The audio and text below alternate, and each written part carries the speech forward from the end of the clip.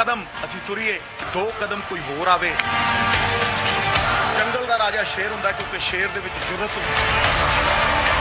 मंजिलें उनको मिलती हैं जिनके सपनों में जान होती है। अब पंखों से कुछ नहीं होता, हौसलों से उड़ान। We are opening Kartarpur border, we are bringing this Gurdwara. This is a huge, big peace initiative that is the support of whole world. Welcome to News Wise. मैं हूं आरिफा नूर और स्टूडियो में मेरे साथ मौजूद हैं जाहिद हुसैन। आज सबसे पहले हम बात करेंगे इंडिया पाकिस्तान की। दोनों ममालिक ने फैसला किया है कि वो नारोवाल में वाक़ई करतारपुर साहब गुरुद्वारा के लिए एक वीज़ा फ्री कॉरिडोर खोलेंगे। भारत के अंदर आज इसका संगे बुनियाद रख दिया गया है, जबकि पाकिस्तान जो है वो नवंबर 28 को ग्राउंड ब्रेकिंग सेरेमनी करेगा, जिसमें इंडिया से भारतीय वुज़रा भी इसमें शामिल होंगे। ये इशू सबसे पहले हाईलाइट हुआ अगस्त 18 को, जब इमरान खान साहब की ओथ टेकिंग सेरेमनी थी। उस सेरेमनी के अंदर चीफ ऑफ आर्मी स्टाफ ने जो भारतीय सियासतदान और क्रिकेटर हैं नवजोत सिंह सिद्धू, उनसे मुलाकात के दौरान कहा कि पाकिस्तान सोच रहा है इस कॉरिडोर को खोलने का। क्या ये कॉरिडोर जो है पाकिस्तान और भारत के ताल्लुकात के अंदर एक अहम पेशरफ्त होगी? क्या बीजेपी की हुकूमत जो अभी तक पाकिस्तान से ज़्यादा अच्छे ताल्लुकात के लिए एफ़र्ट नहीं करती रही, क्या उसका मूड अब तब्दील हो जाएगा? इन सब इश्यूज़ पे बात करने के लिए हमारे मौजूद हैं क्रिकेटर और सियासतदान नवजोत सिंह सिद्धू साहब। सबसे पहले तो जी मैं आपसे ये सवाल पूछूंगी कि जब आप कुछ तकरीबन 3 महीने पहले पाकिस्तान आए थे और जनरल बाजवा साहब ने आपसे जिक्र किया था कि हम ये रूट खोलने का सोच रहे हैं, तो क्या आपका ख्याल था कि इतनी जल्दी 3 महीने के अंदर अंदर इतना बड़ा फैसला हो जाएगा? चमत्कार है तो नमस्कार है। ये बाबा नानक का चमत्कार है। ये मेरे दोस्त फरिश्ते जिन्हें मैं मानता हूँ, खान साहब, ये उनकी नेक नियत का नतीजा है। देखिए, अगर पॉलिटिकल विल हो, इच्छा शक्ति हो, तो इंसान पूरी दुनिया को अपने सांचे में ढाल सकता है। ये प्रमाणित हो गया। पहला कदम लिया, चलो उसके बाद हिंदुस्तान की गवर्नमेंट ने फिर टॉक्स रोकी। मुझे लगा यार निराशा हाथ आ गई, लेकिन फिर भगवान थप्पड़ फाड़ के देता है। नेक नियत हमेशा फलदायी सिद्ध होती है। नीता नु मुरादा होंदियां ने। इस करके the day this thing happened, मुझे लगा जो 71 साल में नहीं हुआ वो 3 महीने में हो गया। मुझे लगता है कि खान साहब का जो इनिशिएटिव था, कहते हैं कि अगर सृष्टि को बदलना हो तो दृष्टि को बदलना पड़ता है। ये एटीट्यूड चेंज हुआ है, जज्बा चेंज हुआ है, और बाबे नानक के वास्ते खुल गए हैं करतारपुर के रास्ते। हमें तो ये इट इज अ कॉरिडोर। जी बोलिए। नहीं, मुझे तो लगता है कि आपका आना जो है वो ज्यादा बरकत साबित हुआ है और उसी की बदौलत जो है ये फैसला भी हो गया है। देखिए, नवजोत सिद्धू तो एक जर्रा है, जर्रा। भगवान अगर आपको किसी अच्छाई का जरिया बना दे तो आपको शुक्राना करना चाहिए। इट हम्बल्स मी कि परमात्मा नवजोत सिंह सिद्धू जैसे छोटे आदमी को चुन के आगे खड़ा कर दिया और इतिहास का हिस्सा बना दिया। ये किसी पे बाबा नानक की कृपा होती है। मैं मतलब एक रोम के अगर करोड़ जबान लगे तो मैं खान साहब का शुक्र अदा नहीं कर सकता, कुरैशी साहब का शुक्र अदा नहीं कर सकता, फवाद चौधरी साहब जिन्होंने बड़ी पुरजोर आवाज उठाई थी उनका शुक्र अदा नहीं कर सकता। इंडियन गवर्नमेंट, देखिए ताली 2 हाथ से बजती है, बिल्कुल सही। 2 पंखों से उड़ान होती है, और इट टेक्स 2 टू टैंगो। ये दोनों का ऑन द सेम प्लेन आना बड़ा जरूरी था। सिद्धू मतलब इसमें कहा है, ये तो 12 करोड़ नानक नाम लेवा जो रोज अरदास करते थे, उनकी अरदास को बूढ़ फूटा है, और मैं इसमें बहुत खुश हूँ। तो सिद्धू साहब, अब इस वक्त इंडिया में मूड क्या है, क्या रिएक्शन है जनरल पब्लिक का इस इतने बड़े फैसले पे? आपने हुकूमत का तो जिक्र किया कि एक हाथ से ताली नहीं बजती। ऑफ कोर्स उन्होंने भी वेलकम किया इनिशिएटिव को, बल्कि उन्होंने तो आज उसकी संगे बुनियाद भी रख दी। But what about the public, वहाँ इस वक्त मूड क्या है? क्योंकि पिछले कुछ सालों में बहुत ताल्लुकात ख़राब रहे हैं। क्या आपका ख्याल है कि इस कदम से कुछ एक पॉजिटिव फीलिंग पब्लिक में भी वहाँ आएगी? देखिए, देखिए, खुशियां ही खुशियां हो दामन में जिसके, क्यों ना खुशी से वो दीवाना हो जाए। दीवानापन है उस हद तक, इंतहा तक के मैं अपनी पगड़ी बाबा नानक के दर पे लगा सकूंगा। हमारा मक्का है, वंचित रहे हैं हम 71 सालों से कि वहां पगड़ी लगेगी तो जीवन सफल हो जाएगा। मैं इसे इन्फिनिट पॉसिबिलिटीज का कॉरिडोर इसलिए कहता हूँ कि ये पहला कदम है, ये सीढ़ी की पहली वो है कि आप इसके बाद ट्रेड की बात कर सकते हैं। जितनी भी दुश्मनी है, बाबा नानक की मेहर और दो देशों की मिट गई है जहर।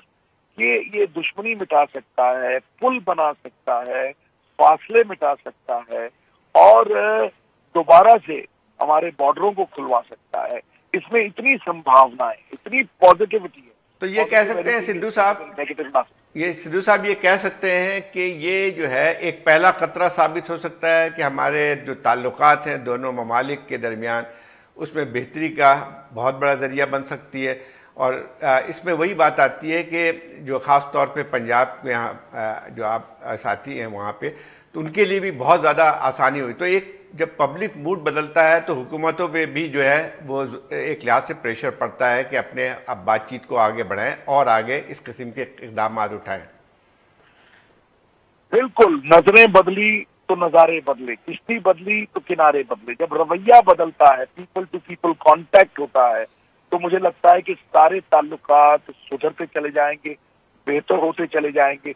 और मुझे लगता है ये बहुत बड़ा जरिया बनेगा उस अमन अमान का, जो आगे प्रॉस्पेरिटी लेके आ सकता है, खुशहाली ला सकता है। जिस दिन के बॉर्डर बंद हुए हैं, ये दोनों पंजाब जो हैं, इस साइड के जो खास तौर पे पंजाब है, इसकी किस्मत पे ताले लग गए। पहले होशियारपुरी जो हैं वो काराकोरम पास से मल्क बुखारे जाते थे।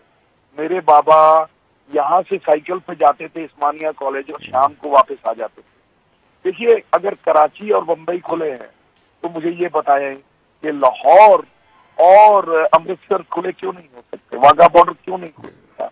ये सब संभावनाएं हैं जो हमें बहुत नजदीक ला सकती हैं और जो एक्रिमनी मिटा सकती हैं, और ये जो मोहब्बत की खुशबू फैलेगी इससे, ये लामिसाल है। और मुझे लगता है कि प्रेम परिचय को पहचान बनाता है, वीराने को गुलिस्तान बनाता है। मैं आप भी कहता हूँ, गैरों की नहीं, प्रेम इंसान को भगवान बनाता है। तो मैं उस भगवान का सेवक हूँ जिसे अज्ञानी लोग मनुष्य कहते हैं। इसलिए मुझे ये लगता है कि इसका खुलना भगवान की इबादत ही तो है। सिद्धू जी, आप जब आए थे पाकिस्तान वजीर आज़म इमरान खान की ओथ टेकिंग पे, और उसके बाद जब आप वापस गए तो बहुत क्रिटिसिज्म का आपको सामना करना पड़ा और बहुत ज़्यादा आप पे अटैक्स भी हुए। वो एक्सपीरियंस कैसा था? और स्पेशली जब आप देखते हैं कि अब 3 महीने के बाद you have been part of this very big decision जो उसी विजिट के अंदर से निकली है। देखिए, सुरखरू होता है इंसान आफतें आने के बाद और रंग लाती है हिना पत्थर पे घिस जाने के बाद।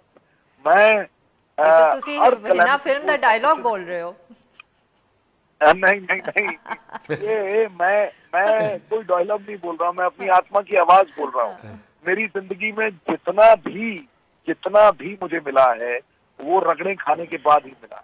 देखिए, आदमी को भट्टी में जलना पड़ता है, सोना जितना भट्टी में जलता है ना उतना चमकता है। तो ये जो क्रिटिसिज्म होता है, पत्थर उसी पेड़ को लगता है मोहतर जिस पे फल लगे होते हैं। कोई नीम के पेड़ को कभी भी पत्थर नहीं मारता और मरे कुत्ते को कोई लात नहीं मारता। तो जब आप क्रिटिसाइज होते हो तो you are doing something which is worthwhile. देखिए, मुझे दुनिया की परवाह कभी नहीं हुई, मैं अपने रास्ते पे चला हूँ। When I'm in doubt, I walk straight and I never compromise on moral value। आज आपकी पता था मेरे, आज आपकी फीलिंग क्या है? आज मतलब ये यकीनी बात ये है कि जब उस वक्त आए थे, उस वक्त आपको उन तमाम चीजों के सामने, आज आपकी फीलिंग क्या है कि ये जो है से आपका आना जो है, आपने समझा है कि आपने वो जो है लोगों को भी नजर आ रहा होगा कि उसका भी एक असर तो हुआ है? देखिए, मैं कैरन कारपेंटर का एक गाना सुना करता था, वो अंग्रेजी में है। हाँ। वही मेरी फीलिंग है। I'm on the top of the world। अच्छा। हाँ जी, looking down on the creation। बड़ी फीलिंग कोई हो ही नहीं सकती। ये तो मतलब सारी कायनात सिमट के झोली में डाल दी है बाबा नानक ने और मेरे दोस्त इमरान खान साहब ने और उनके साथ जितने भी हैं, कुरैशी साहब, जनरल साहब, सब मैं उन सबका तहे दिल से धन्यवाद करता हूँ, झुक के धन्यवाद करता हूँ। और झुकते वो हैं जिनमें जान होती है, अकड़ना तो मुर्दों की पहचान होती है। काहे की मैं लगाई है, मतलब मुझे झुकना पसंद है इस मामले में, क्योंकि ये कौमों के लिए, अगली जनरेशन के लिए। देखिए, we don't fight election for the next election, we fight election for the next generation. जो खान साहब ने इंडियन गवर्नमेंट में ये स्टेप लिया है, ये 12 करोड़ लोगों के लिए नहीं, अगली जनरेशन के लिए एक बहुत बड़ा स्टेप। बिल्कुल। सिद्धू साहब, आप क्या इस वक्त अगर कुछ कह सकते दोनों तरफ की हुकूमतों को कि पंजाब जो दोनों साइड पे है, इनके ताल्लुकात ज़्यादा मजबूत करने के लिए क्या 3 कदम हैं जो ये दोनों हुकूमतें ले सकती हैं? पीपल टू पीपल कांटेक्ट तो हो रहा है, इंडिया पाकिस्तान की भी बात हो, बट क्योंकि आपने स्पेसिफिकली पंजाब का जिक्र किया, तो क्या 3 ऐसे इक़दाम हैं जो ये 2 हुकूमतें ले सकती हैं इस इलाके को जो है ना उसका कांटेक्ट बेहतर करने के लिए? मैंने कहा ना कि हमारी किस्मत पे ताले लग गए। अमृतसर एशिया की सबसे बड़ी मंडी होती थी। देखिए, सबसे पहले तो वीजा जी, वीजा आसानी से मिलना चाहिए। इन्फिल्ट्रेशन करने वाले पूछ के नहीं आते, लेकिन वीजा वाले जो हैं उनके नाम है, उनका सब कुछ है। दूसरी बात, ट्रेड शुरू होना चाहिए। देखिए, ये सरकारें निर्णय लेने वाली, लेकिन मैं तो सुझाव देने वालों में से हूँ। और मतलब अगर कोई सरकार कुछ करती है, लोगों की सरकार लोगों के वास्ते होती है, ये दायित्व है। तो अगर वीजा आसानी से मिल जाए, ट्रेड खुल जाए, तो ये एक बहुत बड़ा जरिया बन सकता है। आसानी से लोग आ जा सकें। सरकारों को उस दिन मानूंगा जिस दिन कोई साग और मक्की की रोटी खा के अमृतसर से जाके वहाँ बिरयानी खा के लाहौर शाम को अपने घर आ जाए। बिल्कुल सही। सरकारों की जय जयकार है। आप आ रहे हैं? तो फिर सिद्धू साहब, आप आ रहे हैं? मैं बिल्कुल आ रहा हूँ। अच्छा, मैं आ रहा हूँ सर। मेरे ख्याल आपके आने से कुछ न कुछ तब्दीली जरूर आ जाती है। देखें, आपकी इस दफा आने के बाद क्या होता है। देखिए, मेरी बात समझिए, करने वाला परमात्मा है, सिद्धू तो जरिया है और जर्रा है। कभी कभी परमात्मा किसी किसी को जरिया बना के उसे इज्जत दे देता है। तो ये सारा जो क्रेडिट है ये परमात्मा का है और उन लोगों का है जो हर रोज खड़े होकर अरदास करते थे कि रब्बा साडे पिछड़े गुरसा मां दे, सानू खुले दर्शन दीदारे दे। इसमें मैं कहाँ से आता हूँ बीच में? अगर जरिया बनाया तो ये भी तो एक बहुत अहम चीज है। आप लाहौर आके सबसे पहले खाएंगे क्या?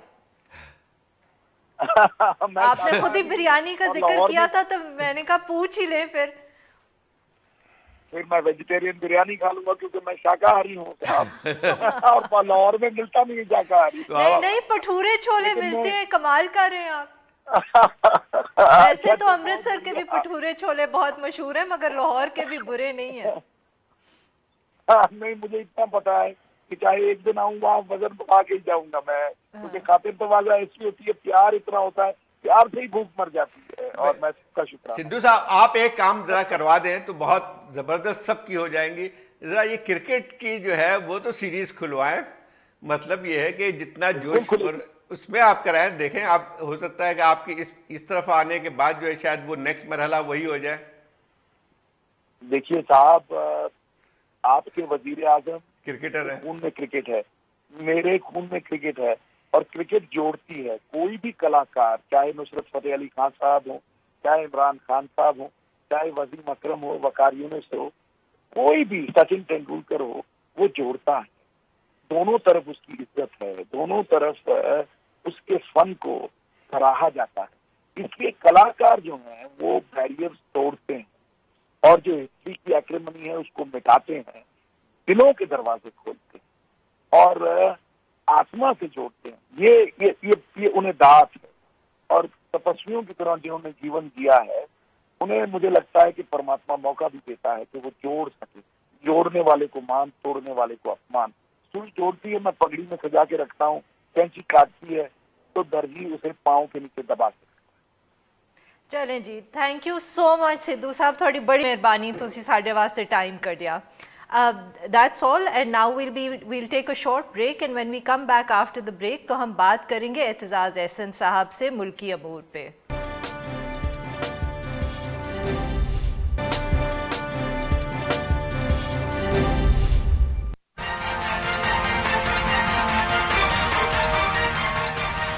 हमारा चैलेंज ये है कि हमने 1 करोड़ नौकरियां पाकिस्तान में पैदा कर दी, 50 लाख घर 5 सालों में। इदारे को हम सबसे ज़्यादा मजबूत करेंगे, वो है नैब। हमने कैसे पानी रिसाइकिल करना है और हम लेके आ रहे हैं पानी की पॉलिसी। रोजा प्लान में से कुछ नहीं निकलना था, कुछ निकल नहीं सकता था। तहरीके इंसाफ की सेनेट में अक्सरियत ही नहीं है और वो कोई कानून साजी कर ही नहीं सकती। 100 दिन में वो क्या कर सकता था? कुछ भी नहीं कर सकते थे। बस यूं ही उन्होंने बढ़के मारी हुई थी और बढ़के मारने की उनको एक तरह खिफत हो रही है। अब बढ़के मारनी नहीं चाहिए इस किस्म की।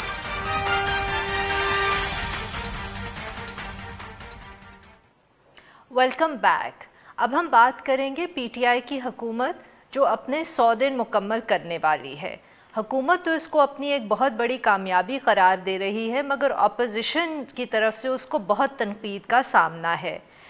पाकिस्तान पीपल्स पार्टी के रहनुमा एतजाज़ एहसन साहब ने तो यहाँ तक कह दिया है कि ये 100 रोज़ा जो एजेंडा है पीटीआई का, ये एक बढ़क से ज़्यादा कुछ नहीं है और वज़ीर आज़म इमरान खान साहब के पास झूठे नारे और वादों के अलावा कुछ भी नहीं है आवाम को देने के लिए। इस इशू पे अब बात करने के लिए हमारे साथ मौजूद हैं पीपीपी के सीनियर रहनुमा और former opposition leader in the senate Chaudhry Aitzaz Ahsan साहब। Welcome to the show Chaudhry साहब। थैंक यू जी। चौधरी साहब, तो सबसे पहले तो आप हमें ये बताएं कि आपने इमरान खान साहब और पीटीआई की हुकूमत की इतना जो वो ग्रैंड सेलिब्रेशन करने लगे हैं 100 दिन के, आपने तो उसको कहा है कि ये बढ़के मारने के अलावा कुछ भी नहीं कर रहे। इतनी सख्त तनकीद। अरफा, बात ये है कि मीडिया पे जो बात होती है ना, मैं तो इससे बड़ा तंग आया हूँ। मीडिया पे बात होती है, आप बात करते हो, 8 चैनल्स होते हैं और वो रिकॉर्ड कर लेते हैं और फिर हर कोई अपनी अपनी मर्जी का स्लाइस करके बात करता है। मैंने जो कहा वो ये था, एक तो मैंने झूठ वूठ का लफ्ज़ कोई इस्तेमाल नहीं किया। दूसरा, मैंने जो कहा कि पीटीआई को ये चाहिए ही नहीं था कि 100 दिन का चैलेंज उठाए अपने कंधे पर। उनको ज़रूरत क्या थी? ये तो प्रेसिडेंशियल इलेक्शन और प्रेसिडेंशियल फॉर्म ऑफ गवर्नमेंट जहाँ होती है, वहाँ जहाँ प्रेसिडेंट के पास इलेक्शन के बाद बहुत सी एग्जेक्टिव अथॉरिटी होती है, बहुत से काम वो कर सकता है without recourse to the legislature. ये उन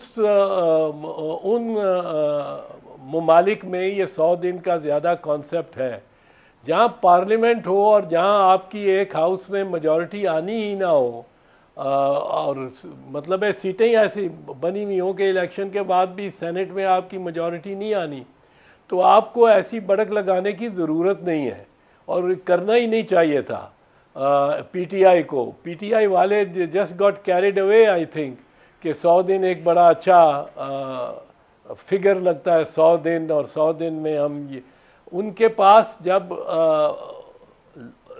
लॉज बनाने की सलाहियत ही ना हो और वो अरिथमेटिक ऑफ पार्लियामेंट ही ऐसा हो, तो उनको करना ही नहीं चाहिए था। ये मैंने बात की है और उसको बस आगे से काटा। किसी ने ये नहीं डाला कि प्रेसिडेंशियल फॉर्म, उसका कॉन्टेक्स्ट बताया नहीं और मेरे जिम्मे है और मेरी आवाज़ में, बिल्कुल मेरी आवाज़ में एक दूसरा बयान चौधरी साहब, ये चौधरी साहब ये बात तो सही है, लेकिन ये भी मुझे तो कभी मतलब मुख्तलिफ हुकूमतें आती रही, पीपल्स पार्टी की हुकूमत भी रही है, नवाज शरीफ साहब की भी हुकूमत रही है, लेकिन मुझे किसी हुकूमत के सामने याद नहीं पड़ता है कि उन्होंने अपने लिए कोई टारगेट मुकर्रर किया हो कि हम 100 डेज में ये काम कर लेंगे।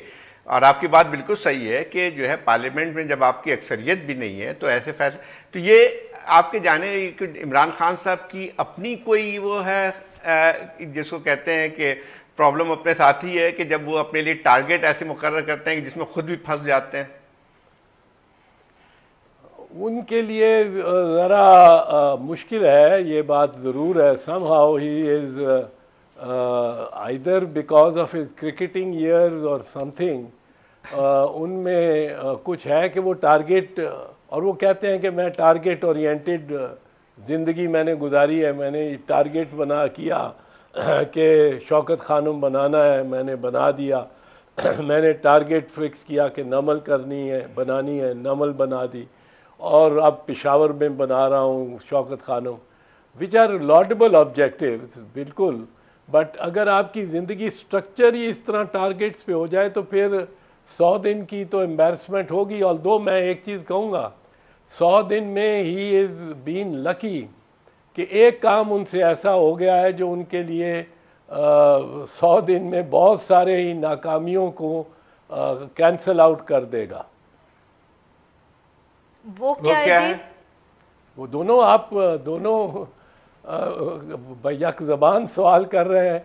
वो है आप जो रुक गए इतने वो क्या सस्पेंस क्रिएट करके आप रुक गए ना, तो वो लाइक ओए ये क्या हुआ। हाँ, ये हो गया, ये इमरान खान से हुआ या किसी और ने किया, बहरहाल उसकी गवर्नमेंट और उसके 100 दिन के अंदर अंदर हो गया। और वो मैं समझता हूँ कि इंडिया पाकिस्तान की बात कर रहा, वो करतारपुर दरबार साहब, करतारपुर का जो कॉरिडोर खोलने की बात की है हुकूमत ने, और उसके बाद जिस तरह इंडिया को बहरहाल शाह महमूद ने भी एम्बैरस किया है, सुषमा स्वराज को भी दावत दे के, और चीफ मिनिस्टर पंजाब को भी दावत दे के, जो खुद एक सिख हैं, और ये खोल के कॉरिडोर जिससे कुछ पाकिस्तान का जाता भी नहीं है, पर सिखों के लिए एक बहुत बड़ा, उनके लिए बहुत बड़ा मकाम है, उनका मदीना है ये करतारपुर दरबार साहब करतारपुर, क्योंकि ये वो मकाम है जहाँ गुरु नानक जी महाराज यहाँ इस जहान से चले गए थे, और हिंदुओं और मुस्लिमों के दरमियान, मुसलमानों के दरमियान इस पे बड़ी बहस हुई। मौर्रख कहते हैं कि मुसलमान कहते थे हम इनको दफन करेंगे, और हिंदू कहते थे इनकी चिता जलाएंगे। तो फिर वो बॉडी पड़ी हुई थी चारपाई पे अकॉर्डिंग टू लेजेंड, और उसमें उसके ऊपर चादर पड़ी हुई थी। तो एक बुज़ुर्ग आए, उन्होंने कहा आप चादर हटाओ तो सही। वो चादर हटाई तो अंदर कोई लाश वगैरह नहीं थी। ये मतलब है सिखों का की बिलीफ है, और लाश नहीं थी। सो उस चादर को फाड़ के आधी चादर दफनाई गई और आधी चादर को जला के और उसकी राख रखी गई। दोनों चीज़ें वो उस मकाम पे हैं। सो उनके लिए तो ये बहुत बड़ा एक मकाम है।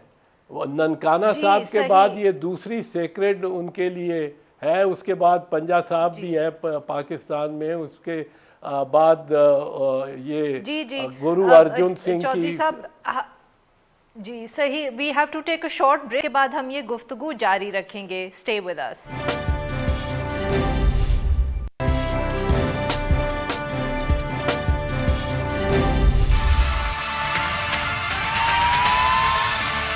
मैं कोई खुश नहीं हूँ किसी के जेल जाने पे, लेकिन कानूनी एतबार से तो उनकी तरफ से एक बाले जुर्म जो हुआ है, तो अब उनका उसमें बचना तो बड़ा मुश्किल लगता है। खबर नहीं उनको किसने ये मशवरा दिया है।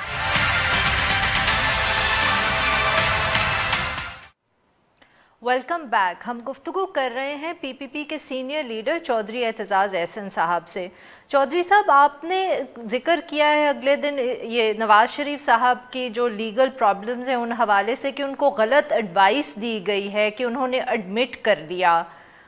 ये कुछ इसका आप हमें बैकग्राउंड समझाएंगे कि आप क्या बात कर रहे थे?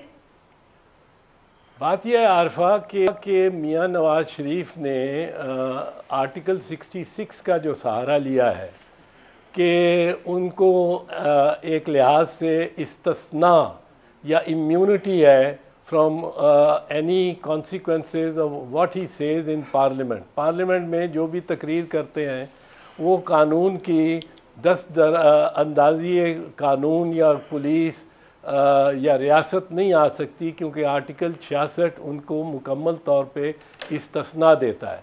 अब ये आर्टिकल 66 पे जब आप इन्हसार करते हैं तो दो बातें इसमें बिल्कुल मुज़मिर है, अयां है। पहली बात तो ये है कि आपने तस्लीम कर लिया कि वो आपका बयान ही नहीं था, बल्कि उस बयान में कुछ कानून की खिलाफ वर्जी थी, आइन की खिलाफ वर्जी थी, जिसके बायस आप वो इस्तिस्ना मांग रहे हैं। आपने तस्लीम कर लिया, वरना आप आर्टिकल 66 पे इन्हसार ना करें। आर्टिकल 66 पे इन्हसार ही जब होता है जब आप तस्लीम करते हैं कि मेरे से गलती हुई, मैंने गलत का बयान दिया, या उस बयान के जो असरात हैं वो मेरे पे जो मनफी असरात हैं उनसे मुझे इस्तिस्ना दिया जाए। अब वो बयान उनका क्या है? बयान अब जिसको वो अब बयान को तस्लीम भी कर रहे हैं और ये भी तस्लीम कर रहे हैं कि ये बयान तजावज़ है कानून से और इस्तिस्ना मांगते हैं। अब वो बयान क्या है? बयान है एक इकबाली बयान, इकबाल जुर्म है उसमें, इसी वजह से आर्टिकल 66 का इस्तिस्ना मांग रहे हैं, वरना अगर जुर्म ना हो तो उनको इस्तिस्ना मांगने की ज़रूरत ना हो। मिसाल के तौर पे मिसाल के तौर पे जाहिद दो ये मुझे थोड़ा सा मुकम्मल कर लें दीजिए। मिसाल के तौर पे एमनेस्टी के तहत अगर मैं अपनी प्रॉपर्टीज़ डिक्लेयर करता हूँ तो मैं ये रियासत को बता रहा हूँ कि मैंने ये गलत एक्वायर की थी, पर मैं एमनेस्टी क्योंकि मिली है, इस्तिस्ना मिला है, तो इस्तिस्ना का फ़ायदा उठा रहा हूँ। इसी तरह ये जब आर्टिकल 66 को प्लीड करते हैं आप, तो आप इस्तिस्ना का फ़ायदा उठाते हैं की कोशिश करते हैं कि ये मेरे से गलती हुई है। अब यहाँ जो गलती हुई है वो ऐसी नहीं है, ये आर्टिकल 66 अप्लाई होता है ज़्यादा अक्सर तो डेफमेशन पे, कि मैं किसी की हद तक इज्जत कर दूं, किसी के बारे में गलत बयानी कर दूं कि वो चोर है, वो डकैत है, और पार्लियामेंट के फ्लोर पे करूं तो मेरे खिलाफ एक्शन नहीं हो सकता। लेकिन अगर मैं खुद इकबाल जुर्म करूं, मिसाल के तौर पे फ़र्ज़ करूं मैं पार्लियामेंट में जाके कहूं, खड़ा होकर कहूं कि अभी मैं एक गोली मार के एक शख्स को कत्ल करके आया हूं, तो उस पर आर्टिकल 66 का इस्तिस्ना नहीं होता, वो इकबाल जुर्म है। और जब आप आर्टिकल 66 ऐसे बयान पे मांगते हैं तो आप एक डबल कन्फेशन कर रहे हैं। एक कन्फेशन आपने पहले कर दी कौमी असेंबली में, एक कन्फेशन आर्टिकल 66 के तहत आपने कर दी कि जो मैंने कन्फेशन की है उस पे मैं इस्तिस्ना मांग रहा हूँ, और इस्तिस्ना आर्टिकल 66 का कन्फेशनल स्टेटमेंट्स पे, इकबाली बयानात पे अवेलेबल ही नहीं है। ये इनसे गलती हो गई है, और ये मैं समझता हूँ कि बड़ी जी नहीं। चौधरी साहब एक बात ये आपने कही है कि लेकिन जब ये पहले जब शुरू हुआ था ये मुकदमा इनके ऊपर, तो उन्होंने उस वक्त इस्तिस्ना नहीं मांगा, और आज जो है तकरीबन साल भर बाद या सवा साल बाद उनको इसकी ज़रूरत क्यों पेश आई? मतलब ये कि जो है ये पहले जब इनकी कौमी असेंबली में तकरीर हुई थी तो उन्होंने कहा था कि I stand by with everything which I have said in the parliament. जी, और बड़ी सोलम तकरीर है, और एज प्राइम मिनिस्टर तकरीर है, not as an ordinary MNA. वो तकरीर ही वॉज प्राइम मिनिस्टर। और ये मुकदमात बने भी उस दौर में हैं जब उनकी अपनी हुकूमत थी, चाहे वो ख़ुद वज़ीर आज़म थे, चाहे शायद खाकान अब्बासी वज़ीर आज़म था, जो भी था इनके अपने वक्त में बने हैं। और ये इनका इस्तिस्ना लेना, मैं समझता हूँ जो मशवरा दिया गया है वो उनको बड़ी दुश्वारी और मुश्किल में डाल दिया। मैंने जैसे कहा कि मैं खुश नहीं हूँ किसी के जेल में जाने पे, किसी को सजा होने पे, मैं खुद जेलें काट चुका हूँ। और मुझे जी, अब आपसे सॉरी मैं आपकी बात काट रही हूँ, बट जो इस वक्त लग रहा है जो पहले केस के अंदर हुआ, जो हाई कोर्ट के अंदर जब गया और जहाँ से इनको बेल मिली है, तो वहाँ तो ये लग रहा है कि सारा फोकस जो डिफेंस का है वो इस बात पे है कि प्रोसिक्यूशन ने केस प्रूव नहीं किया कि बर्डन ऑफ प्रूफ जो है वो नवाज शरीफ साहब पे शिफ्ट हो जाए, और जब तक वो बर्डन ऑफ प्रूफ शिफ्ट नहीं होता तब तक देयर स्टेटमेंट्स या contradictions don't seem to matter. ये I mean this is my understanding as a lay person जो हाई कोर्ट से जिस तरह की जजमेंट आई है। मगर आपके ख्याल में क्या दूसरे केस में इस बिकॉज ऑफ दिस आर्टिकल 66 अब ऐसा नहीं हो पाएगा?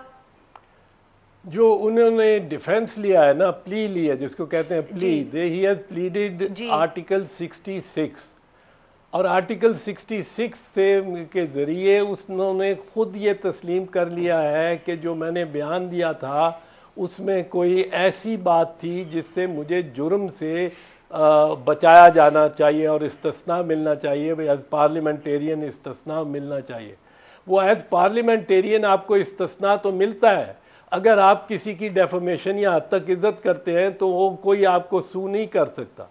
लेकिन अगर पार्लियामेंटेरियन आप खुद कहते हैं खड़े होकर मिसाल के तौर पे कि मैंने गबन किया है, तो आपको कोई इस्तिस्ना आर्टिकल 66 के तहत नहीं मिल सकता, पर आपने इन्वोक करके आर्टिकल 66 एक एक कन्फेशनल स्टेटमेंट को, एक इकबाली बयान को, जो पहले आपने कौमी असम्बली में बड़े वसूख के साथ, बड़े इसरार के साथ, बड़े ज़ोर के साथ और गैर मुबहम अंदाज में आपने कौमी असम्बली में जो दिया था बयान, वो जब आपको पुट हुआ आपके सामने, तो आपके पास ये शायद रास्ता था, उसके गौर से पढ़ा जाए कि जी इसके ये मानी नहीं निकलते, इसके ये मानी निकलते हैं, इसके ये मानी नहीं निकलते, इसके मैं 2-4 मानी अर्ज कर सकता था, पर मैं वो करना नहीं चाहता हूँ, पर वो ये इधर उधर की बात कर सकते थे। पर उन्होंने तो साफ ही कह दिया कि इसमें से जो नतीजा निकाला जा सकता है वो ये कि मैं मुजरिम हूँ और मैंने कोई जुर्म किया है, उससे मुझे इस्तिस्ना दिया जाए। तो उन्होंने ये इस्तिस्ना जब आप मांगते हैं तो आप उसमें तस्लीम करते हैं, जैसे मैंने आपको अर्ज किया एमनेस्टी में जो इस्तिस्ना होता है, आप तस्लीम करते हैं कि जो कुछ मैंने किया वो जुर्म किया, लेकिन उस जुर्म की सज़ा नहीं हो सकती, क्योंकि आइन का आर्टिकल 66 या कोई एमनेस्टी जो कि लेजिस्लेट हुई हो उसके तहत मुझे ये तहफ़्फ़ुज़ है और इस ये है। अब ये बात जो है ये जी, अब चौधरी साहब sorry we have to take a short break here, हम we can continue the conversation after that, we'll be right back after a short break.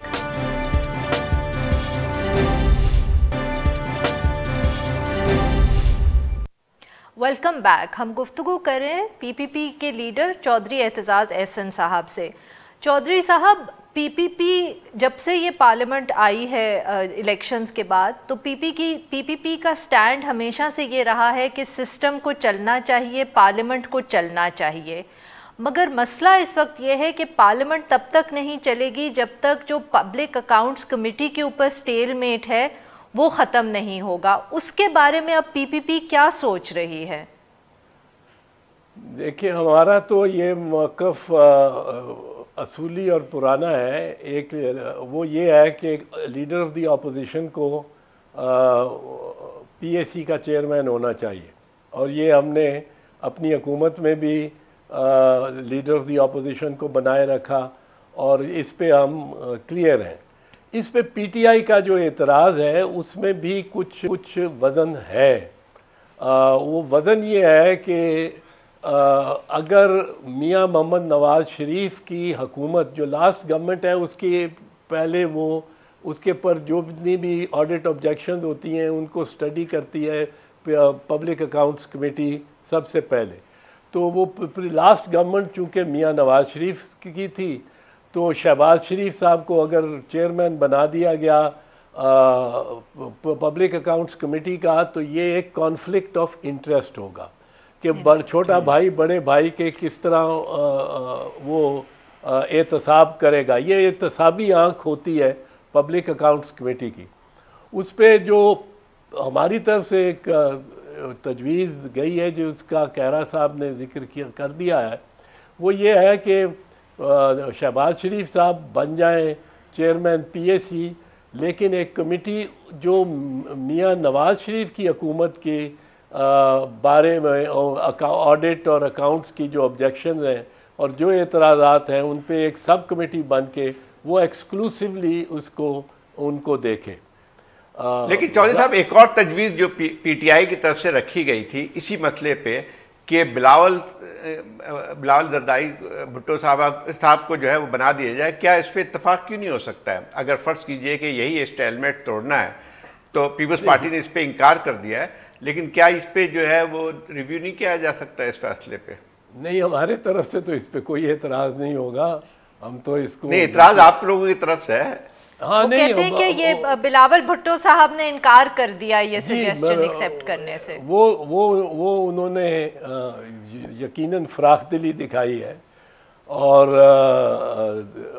जब इनकार किया है, he was offered this, but उन्होंने उसी असूल के तहत कि लीडर ऑफ द अपोजिशन ही को होना चाहिए, लीडर पीएसी का चेयरपर्सन, पर बिलावल साहब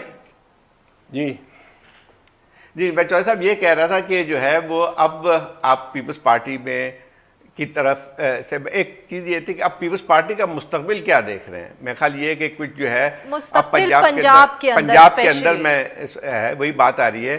क्या ये अब लगता है आपको कि अगर फ़र्ज़ कीजिए जो PTI एक लिहाज से जो है अगर फ़र्ज़ कीजिए अपने जो गोल्स हैं उसमें कामयाब नहीं रहती हैं, उस तरह से नहीं करती, क्या ये मुमकिन है पीपल्स पार्टी के लिए कोई स्पेस दोबारा खुल सकती है? जाहिद मेरे ख्याल में मेहनत तो करनी पड़ेगी पाकिस्तान पीपल्स पार्टी को पंजाब के लिए, और हमें ये एटीट्यूड ज़रा गिव अप करना पड़ेगा कि ऑफ बीइंग स्मग कि सिंध तो हम जीत ही जाते हैं, तो सिंध की वजह से we are relevant, but Punjab की वी नीड पंजाब, और पंजाब में मेहनत की ज़रूर यकीनन ज़रूरत है। बट आई थिंक कि इफ़ चेयरमैन बिलावल ये ज़्यादा रोल प्ले करते रहें और पंजाब में ज़्यादा प्रेजेंस रखें, तो ये पिछले एक साल की सियासत और बिलखसूस इलेक्शंस और इलेक्शंस के बाद की सियासत में मेरे ख्याल में जो नेट गेनर, जो नेट जिसकी प्रोफाइल सबसे बेहतर हुई और लोगों ने नोटिस किया है, वो चेयरमैन बिलावल भुट्टो है। एंड लेकिन उसको तो कभी होता है कि वो आगे आते हैं फिर पीछे हटा दिए जाते हैं चौधरी साहब, बट वो सिर्फ परसेप्शन तक है, वो परसेप्शन जो है उसने वोट्स में वो ट्रांसलेट नहीं हुई, और नहीं किसी इलेक्शन में, ना जनरल इलेक्शन में ना बाय इलेक्शन में इस दफ़ा नहीं हुई। ये इस दफ़ा तो it is very close to his emergence on the scene. Ab now that he is in Parliament, in the National Assembly, I think he will play a very sedate and sane role. He will be ये जब din and chaos of democracy चल रहा होगा parliament में, which is also necessary, कहते हैं दिन and chaos के बगैर। चौधरी साहब sorry, we seem to be running out of time. आज के लिए हम आपसे इतनी ही गुफ्तगू कर पाएंगे। That's all for today. We'll be back tomorrow at the same time.